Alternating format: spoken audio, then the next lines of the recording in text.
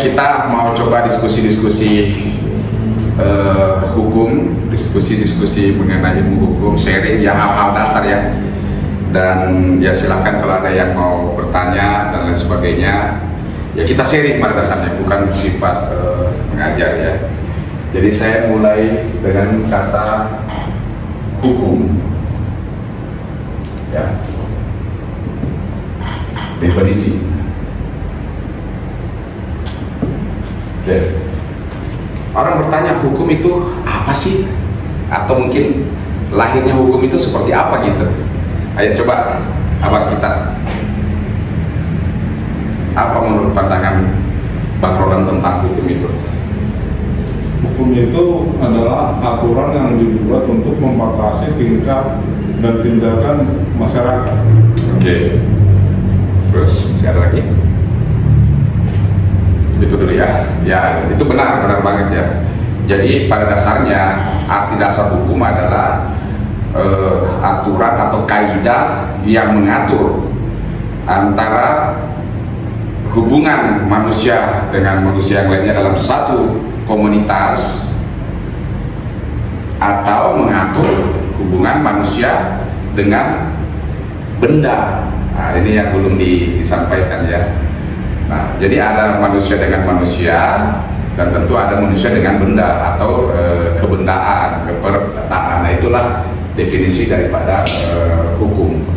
Nah, hukum itu dinamis apa statis?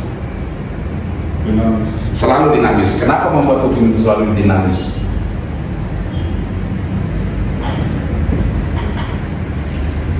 Karena tergantung daripada interaksi manusia ini, ya kan?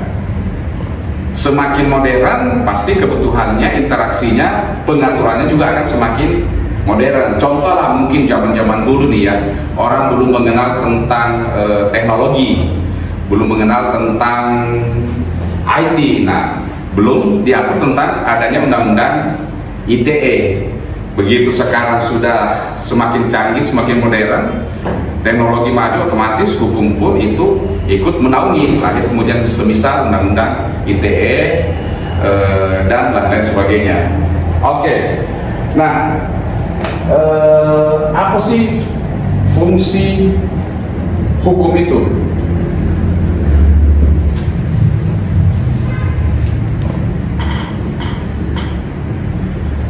Mau jawab? Atau siapa? Ada yang jawab? Saya langsung aja ya. Jadi ada 3 fungsi dasar hukum yang ini selalu memang dijadikan sebagai pedoman di dalam menganalisis suatu kasus, menganalisis suatu perkara. Ketiga-tiga fungsi ini harus memenuhi rasa gitu ya, dipertimbangkan. Yang pertama tentu keadilan, ya rasa keadilan hukum itu sendiri ya. Kemudian kedua itu kemanfaatan.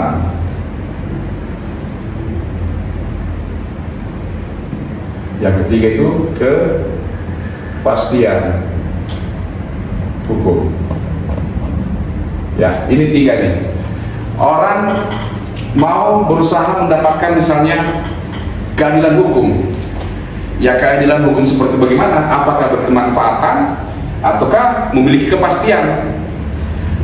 Manfaatnya mungkin ada, manfaatannya dapat nih, tetapi bagaimana dengan unsur keadilannya? Demikian juga kepastian hukumnya. Oke, kita mendahulukan kepastian hukum. Pokoknya semuanya aturan tertulis, perundang-undangan, semuanya itu kita sudah pegang. Tapi apakah itu berkeadilan? Apakah itu bermanfaatan? Nah, ini memang 3 fungsi yang harus memenuhi secara khusus mungkin putusan-putusan pengadilan, di dalam negosiasi-negosiasi, di dalam ya apa namanya itu bermusyawarah, di dalam penerapan pasal ya. 3 ini harus memang dipegang gitu ya, dipegang bahwa di situ harus ada keadilan, keadil bagi sesuai dengan kebenarannya ya, sesuai dengan rasanya atau sesuai dengan fungsinya atau sesuai dengan kebenarannya. Nah, tapi juga harus bermanfaat. Jangan sampai hukum ini tidak bermanfaat. Kemanfaatan itu juga harus dapat, bahwa suatu putusan itu bermanfaat bagi orang lain, bermanfaat bagi orang yang terlibat. Nah, kepastian pun juga harus dapat. Kalau tidak ada kepastian ya susah juga. Ini yang paling banyak orang bilang ini yang paling utama. Tetapi ketika hanya bicara tentang kepastian, letter lead, wah itu akan begitu banyak. Hukum itu akan menjadi semacam hanya penggebuk saja, tidak memandang keadilan, tidak memandang ya kemanfaatannya. Contoh misalnya, seorang ibu melakukan pencurian, ya, misalnya dia hukumannya 5 tahun. Nah, kalau kita melihat keadilannya itu apa? Keadilannya bahwa ternyata dia mencuri itu hanya benar-benar untuk mau makan, dibandingnya memang tipe pencuri untuk ngumpulin kekayaan atau mungkin buat susu anaknya. Jadi bukan hanya kepastiannya aja yang dilihat, ya bisa juga keadilannya dan kemanfaatannya apa. Ketika ternyata dikasih hukuman yang rendah, ya mungkin dia bisa katakan segera berbuat baik kembali, ada efek segera jerah dan lain sebagainya ya. Nah, ini fungsi 3 hukum, yaitu keadilan, kemanfaatan, dan juga pasti kepastian ya, kepastian hukum itu sendiri. Nah, ini dasar yang terakhir.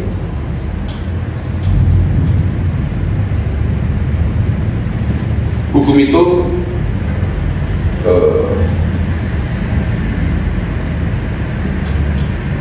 terbagi atas apa coba? Ada yang mau sampaikan?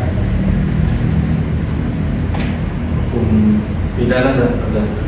Oke, bisa dikatakan pidana, oke, atau perdata, ya, pidana dan perdata. Ini pasti ada sanksi, sanksi pidana, ada atau kurung badan ya, kurung badan, kurung atau tahan badan, atau kebebasannya yang ditahan dalam waktu tertentu. Nah, kalau ini lebih kepada material, ya kan, ganti rugi, denda, imaterial, ya, pidana dengan perdata ya. Nah, ini tentu pasti memiliki aturan masing-masing gitu ya, aturan masing-masing. Oke, di sini dikatakan pidana kalau dia melakukan unsur pidana ya. Nah, kalau di perdata apa ininya, unsurnya gitu? Perdata. 1, uang, prestasi. 2, perbuatan melawan hukum.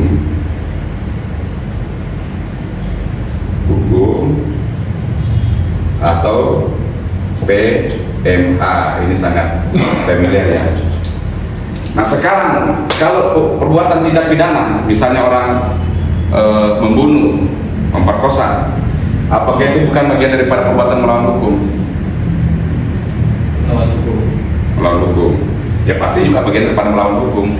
Tetapi yang dimaksud dengan perbuatan melawan hukum di sini adalah suatu perbuatan yang timbul dengan melawan hukum tetapi tidak masuk ke dalam ranah pidana, dan pasti itu akan terkait dengan kebendaan, terkait dengan harta, materi. Nah, itu yang dimaksud di sini.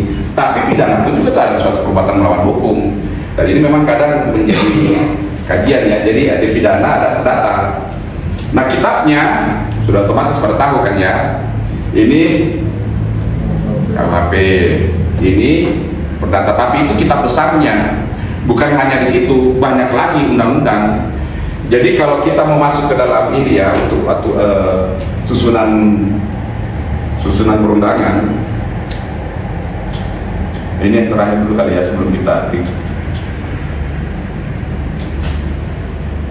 Yang paling tinggi apa, Pak Roland? Undang-Undang Dasar 1945. Kemudian undang-undang. Kemudian di sini ada Perpu, peraturan pemerintah pengganti undang-undang. Terus kemudian ada Kepres, Permen, peraturan menteri ya, Permen tuh, Permen, Pergub,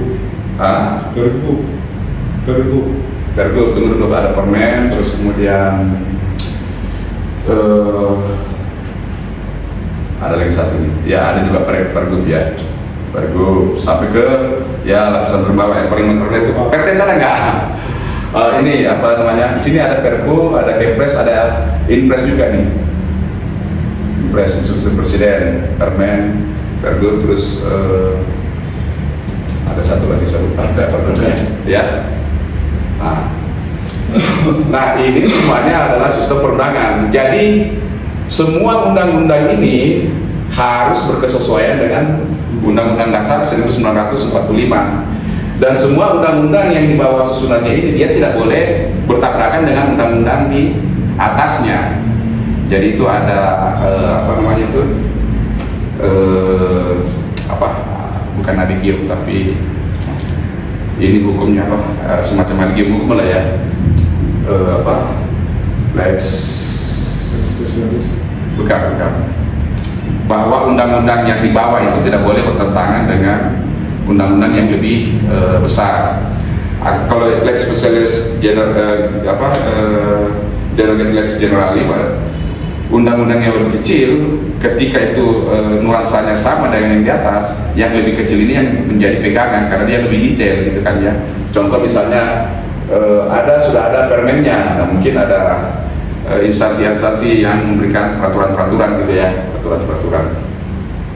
Oke, baik, ini dulu untuk sementara 5-10 menit. Nanti sambilkan ini juga cukup mendadak, nanti kedepannya kita akan sharing lagi ya. Atau ada pertanyaan? Aman? Cukup ya. Oke, sip. Terima kasih juga buat sahabat Solma Official